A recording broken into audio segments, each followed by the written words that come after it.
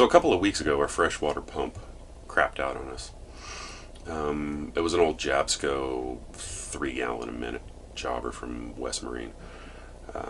We had a SureFlow that died a while back before that, and I thought I'd go ahead and rebuild the SureFlow. It's a 2088.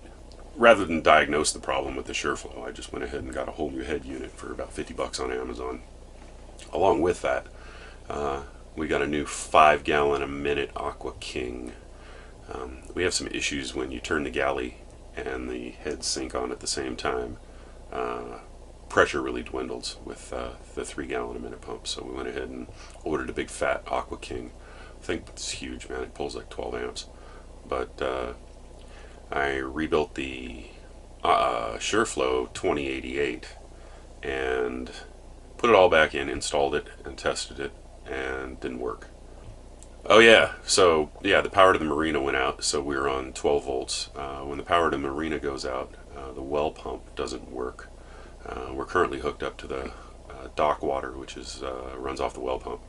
So we had no water, so I'm farting around with this thing, and couldn't get it working. So lo and behold, the power did come back on about, I don't know, about 8 o'clock, something like that.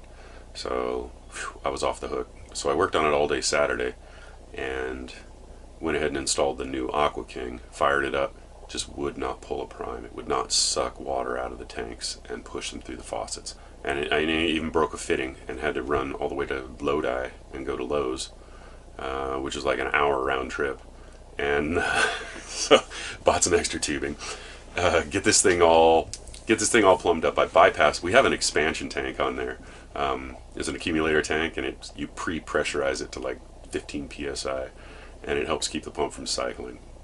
So I bypassed this expansion tank because I think that might be the issue. Maybe the bladder inside is leaking, and nope, that ain't it. So we're messing around, and Jenny goes, check something, check this or something. We were down, I don't know, anyway, we were in the floor.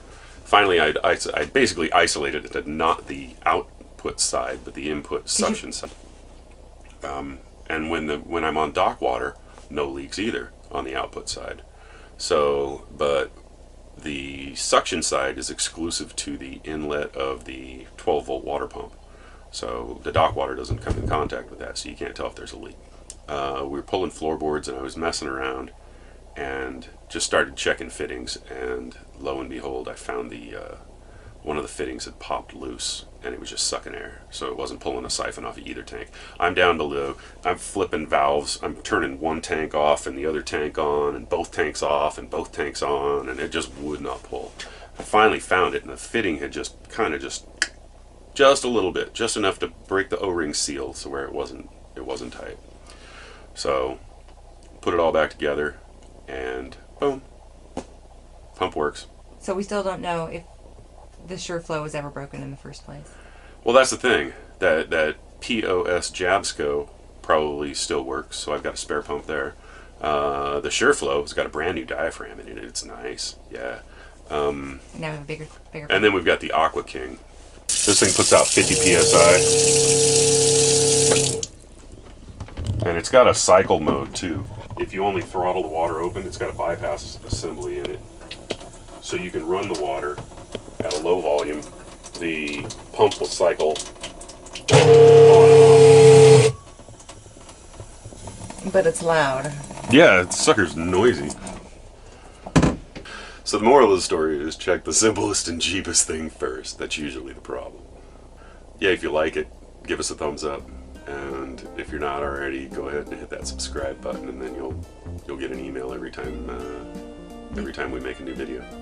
And yeah, also be sure to comment if you have any input or suggestions.